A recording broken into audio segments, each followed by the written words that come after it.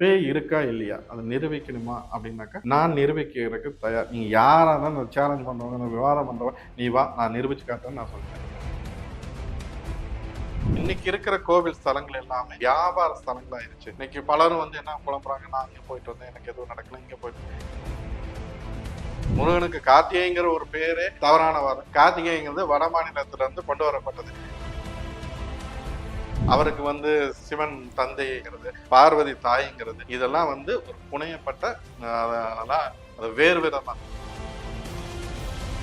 எங்க இருந்தாலும் நம்மளோட ஆத்மாங்கிறது தூய்மையா இருந்து ஒரு தெய்வத்தை வழிபாடு செய்ய ஆரம்பிச்சா, எங்க இருந்தாலும் உன்னோட அன்புக்கு கட்டுப்பட்டு உன்னோட வீட்டுல உன் அருகில ஒரு தெய்வம் இருக்கு.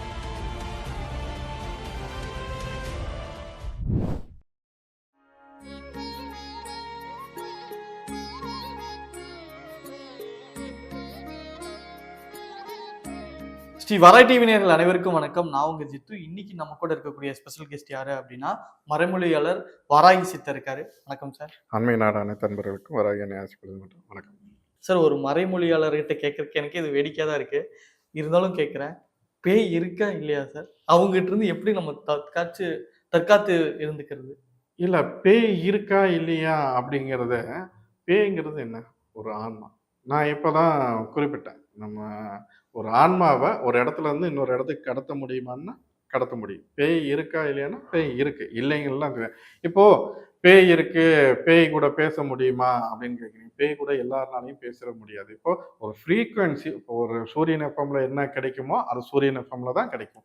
சூரியன் எஃப்எம்மோடது வேற ஒரு இதுல கிடைக்குமா? இப்ப கிடைக்காது. அந்த மாரி இப்ப எல்லாருக்கும் பேய் பிடிச்சிருமா? இல்ல பேய் இருக்குமான்னா, இல்ல பேய் இப்போ நான் தான் ஏற்கனவே நம்ம எதில பேசும்போது நான் சவாலாவே சொன்னேன். பேய் இருக்கா இல்லையா? அத நிரூபிக்கணுமா அப்படின்னாக்கா, நான் நிரூபிக்கிறதுக்கு தயார். நீங்க யாரா இருந்தாலும் இந்த சேலஞ்ச் பண்றவங்க, இந்த விவாதம் பண்றவங்க, "நீ வா நான் நிரூபிச்சு காட்டுறேன்னு" நான் சொல்லிட்டேன். இப்போ ஒரு விஷயத்த நீங்க வந்தோனே எடுத்தோம் அப்படி தூக்கி போட்டு உனக்கு எதுக்காக உனக்கு நான் இத பண்ணணும்? ஒரு 2 வருஷம் நீ டிராவல் பண்ணு, என் கூட இரு, நல்லது கெட்ட கத்துக்க.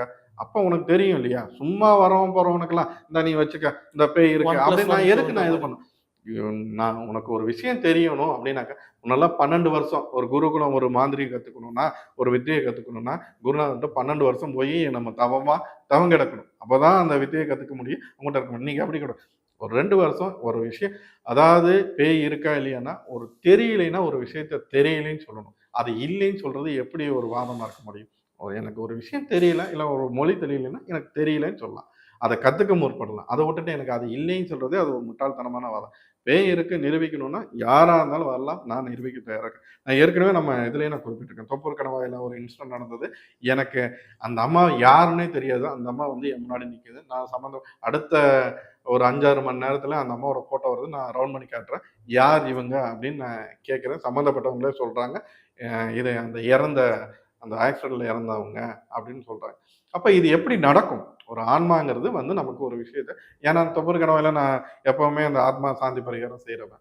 இதனால எனக்கு அப்போ இது லைவ்ல இருக்கிறது, இது உண்மையா நடந்த சம்பவம். நான் ஏற்கனவே நீங்க பேசும்போது கூட அந்த இதுல கூட கமெண்ட்ஸ் கூட அவங்க போட்டிருப்பாங்க. ம். ஆமா நடந்தது. அப்ப இந்த மாரி நெறைய விஷயங்கள் இருக்கு. அதாவது வலியும், வேதனையும் வந்தவனுக்கு தான் தெரியும். வராதவனுக்கு அத பத்தி எந்த ஒரு கவலையும் கிடையாது. போற போக்குல பேசிட்டு போயிட்டே இருப்பாங்க. அதெல்லாம் யூஸ் பண்ண பேய் இருக்கான்னா இருக்கு. பேய்ங்கிறது என்ன? ஒரு ஆன்மா, ஜீவன் அவ்வளோதான். சார், இறுதியா சார், நான் பாட்டுக்கு என் வேலைய செஞ்சுட்டு இருக்கேன். கஷ்டப்பட்டு முன்னேறிட்டு இருக்கிறேன். என் லைஃப்க்குள்ள இந்த பேய் வாழ்க்கையே ஸ்பாயில் ஆயிடுச்சு அப்படின்னு நெறைய பேர் ஃபீல் பண்ணலாம். அது உண்மையா பொய்யா? இதுலருந்து மீண்டு வரக்கு அவங்க என்ன பண்ணணும்? யார் வாழ்க்கையும் இங்க பேயெல்லாம் சீரழிச்சதா சரித்திரம் கிடையாது. படங்கள்ல அது மட்டும் தான் எப்போ இருக்கு. அப்படின்னாக்கா, அது நீங்களா இது பண்ணிக்கிறது.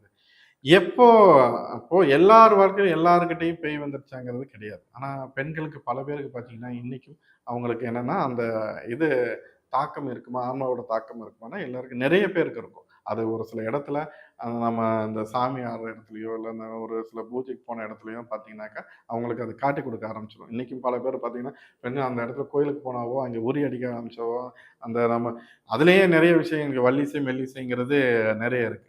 இன்னைக்கு பல பேர் இங்க கோயில்ல சாமி ஆட மாட்டேங்குது. நம்ம அந்த மெல்லிசை தான் இயற்றப்படுது. அங்க பலருக்கு சாமி வரல, சாமி வரல, சாமி வரலன்னா இதுதான் காரணம். நம்ம ஒரு போருக்கு போறதா இருந்தாலும் சரி, ஆ நம்ம இங்க கோயில்ல, இந்த கிராமப்புற கோயில்ல சாமி அழைக்கிறதா இருந்தாலும் சரி, நம்ம இந்த மாரி வள்ளி சின்ன அதாவது ரொம்ப இரைச்சலோட அந்த அந்த ஆட்டத்துக்கு அந்த பறை இசைக்கே பார்த்தீங்கன்னாக்கா, இந்த தன்னை பம்பை அறியாம பம்பை அடிக்குது. தன்னை அறியாமலே ஆட ஆரம்பிச்சுருவான். இன்னைக்கு போய் கேரளால இருந்து கொண்டு வந்து இத கொண்டு வந்து அந்த அதுக்கு சண்டை பேரு மேளம். சண்டா மேளம். சண்டா மேளத்த ஒரு கோயில்ல வச்சு அடிச்சாக்கா என்ன என்ன என்ன வரப்போகுது? கிடையாது. நீங்க அந்த பழைய பறை இசையும், பழைய அந்த வள்ளி செய்யும் மெத்தட நீங்க கொண்டு வாங்க. எந்த எந்த சாமினாலும் வந்து இறங்கி அவனுக்குள்ள ஒரு இத குடுக்காரு. இது நம்ம இது அதான் சொல்லலையா? அ சங்க இலக்கியத்தில வேலன் வெறியாட்டுன்னு சொல்லிட்டு ஒரு இதே இருக்கு. ஏன்னா, அந்த பூசாரி உடம்புல முருகன கொண்டு வந்து இறக்குறதுக்கு உண்டான அந்த இறக்கி அவங்களுக்கு குறி சொல்றது. அததான் இன்னைக்கு நாளடைவுல பார்த்தீங்கன்னாக்கா, இந்த பேய் ஆடுறது அப்படிங்கிற மாரி இன்னைக்கு பேசுறது. பேய் இருக்கா? இல்லையா? பேய் இருக்கு. இந்த மாரியான ஒரு சில விஷயங்கள் இருக்கான்னா, இருக்கு. சரி, வாராகியம்மன் வழிபாடு இப்போ எந்த அளவுக்கு பிரசித்தி பெற்று இருக்கோ, அதே மாரி முருகனோட வழிபாடும் பார்த்தீங்க அப்டின்னா, எல்லாராலயும் வந்து வழிபட போகுது. அ எந்த டெம்பிள் போனாலும் பார்த்தீங்க அப்டின்னா, கூட்டம் இருந்துட்டே இருக்கு. திருச்செந்தூர், பழனி அப்டின்னு சொல்லிட்டு. இப்போ இந்த முருகன் கோயிலுக்கு அதிக கூட்டம், அதிக வரவேற்பு எதனால? ஆ இப்போ இதுக்கு முன்னாடி ஒரு விஷயத்த கிளாரிஃபை பண்ணேன். என்னன்னா, ஒரு நாத்திகம் பேசுற ஒரு நண்பர் வந்து என்ன பேசியிருப்பாரு அப்படின்னாக்கா, அவர் பேசும்போது என்னோட டிவோட்டீஸ் எனக்கு அனுப்பியிருந்தாங்க. அ எல்லாரும் சாமி ஆடுறாங்க, சாமி ஆடுறாங்க. ஏன் முருகன் வந்து ஒருத்தனுக்கு சாமியா இறங்கி அருள் ஆமா. ஆடுறதில்ல? அ இல்ல சிவன் வந்து ஏன் வந்து விநாயகர் வந்து சிவன் ஐயப்பன் ஏன் வந்தாங்க? நான் இப்போ மத்த இதுக்குள்ள வரல. நான் என்னைய பொறுத்தவரைக்கும், நான் யார் கடவுள், யார நான் கடவுளா வணங்குறேங்கிறது, தமிழனுக்கு தமிழ் இனத்துக்கான கடவுள் யாருங்கிறத நான் தெளிவா சொல்லியிருக்கேன். இப்போ முருகன் வந்து ஒருத்தர் உடம்புல இறங்கி, சாமி ஆடுறாரா? இல்லையா? அது உண்மையா? பொய்யா? அப்படிங்கிற மாரி. நீங்க இங்க யாராவது எவனா இருந்தாலும் சங்க இலக்கியத்த யாரும் குறை சொல்ல முடியாது. சங்க இலக்கியங்கிறது எந்த அளவுக்கு அது ஒரு பெரிய மெய்ப்பொருள்ங்கிறது எல்லாருக்கும் தெரியும். சங்க இலக்கியத்துல வேலன் வெறியாட்டுங்கிற ஒரு இதே இருக்கு. நீங்க அத போய் இங்க பாருங்க. இது என்ன வேலன் வெறியாட்டு அப்டின்னாக்க, இன்னைக்கு இந்த பேய் பிடிச்சு ஆடுறது இதெல்லாம் வந்து இன்னைக்கு சொல்றாங்க. வேலன் வெறியாட்டு ஒரு பூசாரி அங்க பூஜையில இருக்கிற ஒரு பூசாரிக்கு இந்த அ அதாவது விசேஷமான நாள்ல அவரோட உடம்புல அந்த பூசாரியோட உடம்புல அந்த வேலனன் அவன் இறங்கி அருள்வாக்கு பலிக்கிறது, அருள் பலிக்கிறது, அங்க இருக்கவங்களுக்கு உண்டான அந்த தேவைகள சொல்றது. இந்த விஷயங்கிறது இந்த வேலன் வெறியாட்டுங்கிற ஒரு விஷயம் வந்து சங்க இலக்கியத்திலே இருக்கு. ஏன்னா முதல்ல நம்ம தெரிஞ்சுக்குங்க. தெரிஞ்சுட்டு அதுக்கப்புறம் அதுக்கு உண்டான வாதத்த வைங்க. அப்புறம் இன்னைக்கு இத்தன கோயில் இவ்வளோ கூட்டமா இருக்கே அப்படின்னு சொல்றாங்க. ஆ இன்னைக்கு இருக்கிற கோவில் ஸ்தலங்கள் எல்லாமே வியாபார ஸ்தலங்கள் ஆயிருச்சு. இன்னைக்கு பலரும் வந்து என்ன புலம்புறாங்க, நான் அங்க போயிட்டு வந்தேன். எனக்கு எதுவும் நடக்கல. இங்க போயிட்டு இன்னொன்னு அதுல பல்வேறு கருத்துக்கள் இருக்கு. நம்மளோட பக்திங்கிறது ஒழுக்கம் சார்ந்த பக்தியா இருந்தா கண்டிப்பா இறைவனோட அருள் கிடைக்கும். நான் அதான் சொன்னேன். இன்னைக்கு நம்ம தேடி போற இடத்துல எந்த கோயில்ல வந்து அந்த சாமியானது அங்க இருக்கு. இன்னைக்கு பல பேருக்கும் போயிட்டு பரிகாரம் செஞ்சுட்டா எனக்கு கிடைக்கல கிடைக்கலன்னா, நான் ஒரு மாற்று கருத்து என்ன சொல்லுவேன் அப்படின்னாக்க, உன்னோட வீட்டையே கோவிலா மாத்து. இவ்வளவுதான். நீ இங்கேருந்து நான் ஏழுமலையான போய் நான் கும்பிட்டா தான் எனக்கு பிராப்தம் கிடைக்கும்.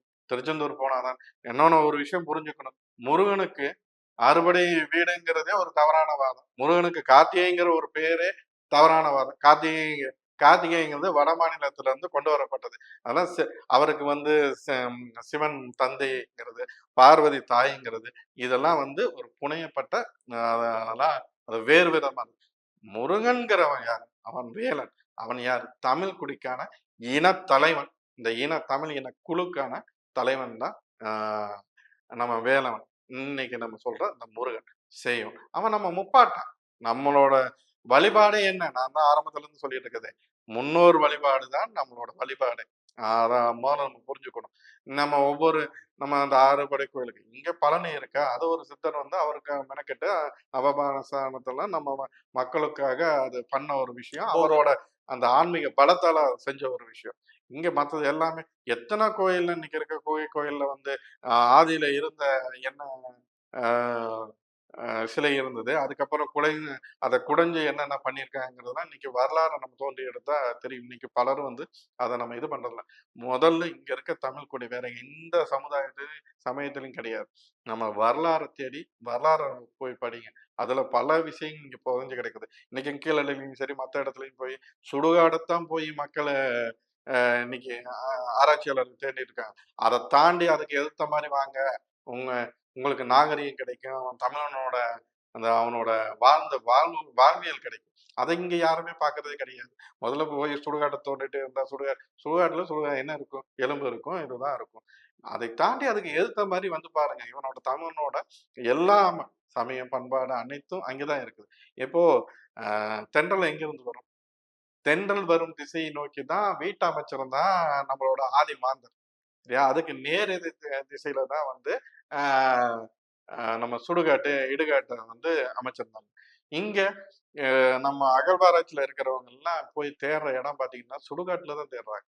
நம்ம இங்க அதை தாண்டி அதுக்கு நேர் எதிர்னா யார் வாழ்ந்தா அங்க நம்ம சுடுகாட்டை தோண்டினா அங்க வெறும் இதுதான் இருக்கும். நீங்க அதை தாண்டி இங்க வாங்க, இங்க வந்தீங்கன்னாக்க தமிழனோட அந்த வரலாறு என்னங்கிறது, அவன் வாழ்ந்த விதங்கிறது என்ன தெரியும் இந்த ஆராய்ச்சிக்காக. இப்ப முருகனை பத்தி நம்ம பேசும்போது இந்த அறுபடை வீடுங்கிறது இன்னைக்கு அதுல நிறைய ஒரு சில கூட்டங்கள் ஒரு சில இதுக்காக வியாபாரத்துக்காக நீங்க 1000 விஷயங்களை பண்ணி நீங்க திருப்பதி ஏழுமலையான் மாதிரி இங்க நம்ம இருக்கிற ஒவ்வொரு முருகன் கோயிலையும் வியாபார ஸ்தலமாகிட்டு இருக்காங்க. நீங்க இப்ப எல்லாரும் இந்த கூட்டத்துல போய் நான் 5 மணி நேரம் நின்று நான் சாமியை பார்த்தாதான் எனக்கு இதுக்கு மோட்சம் கிடைக்கும், 10 மணி நேரம் அதெல்லாம் விட்டு நீ இருக்கிற இடத்த அன்னைக்கு அவை பெருமாட்டியா இருந்தாலும் பல சித்தர் பெருமக்களா இருந்தாலும் சரி, உன் தெய்வத்தை நீ வெளியில தேடாத உன்னுள் தேடுன்னு தான் சொல்லியிருக்கேன். அது போல உன்னோட வீட்டை கோயிலா மாத்து. இப்ப நீ இருக்கிற வீட்டை கோயிலா மாத்து. நீ இருக்கிற பூஜை அறைய கோயிலா மாத்துங்க. அந்த இடத்துக்கு அந்த சக்தியை நீ கொண்டு வர முடியுமான்னா கண்டிப்பா கொண்டு வர முடியும். அப்போ நான் இங்க வந்தாதான் முருகன் அருள் காட்சி கொடுப்பான். இங்க வந்தாதான் வராகி வந்து உனக்கு காட்சி தருவா. இங்க வந்தாதான் பெருமாள் வந்து உனக்கு செல்வத்தை அள்ளி தருவாங்கிற அந்த கதையெல்லாம் கிடையவே கிடையாது. எங்க இருந்தாலும் நம்மளோட ஆத்மாங்கிறது தூய்மையா இருந்து ஒரு தெய்வத்தை வழிபாடு செய்ய ஆரம்பிச்சோன்னா எங்க இருந்தாலும் உன்னோட அன்புக்கு கட்டுப்பட்டு உன்னோட வீட்டுல உன் அருகில வந்து ஒரு தெய்வம் இருக்கும். அதனால வந்து எனக்கு அங்கே கூட்டமா இருக்கு, நான் அங்கே போய் கால் கடுக்க 10 மணி நேரம் இதெல்லாம் நமக்கு தேவையே இல்லை. நம்மளோட ஆத்ம பலம் பலமா இருந்தாக்கா எதுவும் தேவையில்லை. இங்க இருக்கிற எல்லாமே இங்க வியாபார ஸ்தலமா தான் இருக்கு. நீ அங்க போயிட்டு எனக்கு ஒண்ணும் நடக்கல. இப்ப நீ இருக்கிற இடத்த கோவிலா மாத்து. அது போதும். உன்னோட வாழ்க்கையில ஒரு தெய்வம் உனக்கு வேலை செய்ய ஆரம்பிச்சிட்டாக்கா, உனக்கு உண்டானதை கொடுக்கணும்னு முடிவு பண்ணிட்டாக்கா யாராலையும் தடுக்க முடியாது. அதனால நம்ம ஊர் ஊரா போய் நான் சுத்தி எனக்கு எதுவும் நடக்கலன்னு புலம்புறதை விட இதை பண்ணு, வாழ்க்கை சிறப்பா இருக்கும். Okay sir. எங்களுக்காக இவ்வளோ நேரம் ஒதுக்கி நிறைய கேள்விகளுக்கு பதில் சொன்னதுக்கு மிக்க நன்றி சார். நன்றி.